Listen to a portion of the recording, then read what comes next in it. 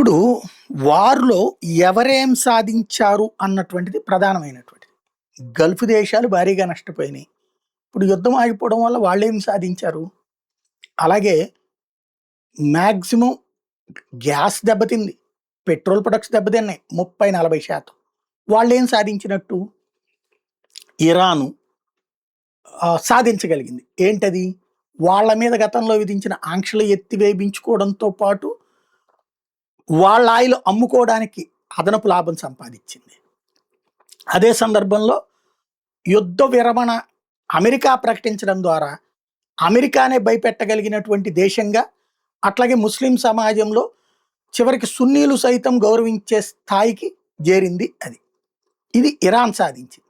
Israel వచ్చేటప్పటికి అమెరికాని సైతం వాడుకున్న దేశంగా, తనకి శత్రువుని ప్రపంచంలో ఏ మూలన్నా వదిలిపెట్టనటువంటి దేశంగా దాని రికార్డ్ అది సాధించింది. అదే సందర్భంలో అమెరికా చెప్పినప్పుడు డూడు బసవన్నలా తల ఊపుతుంది అన్నటువంటిది కూడా ఒక పేరు సాధించింది అది. ఇప్పుడు ఓవరాల్‌గా అమెరికా ఏం సాధించింది అంటే ఏమీ సాధించనిది అమెరికా.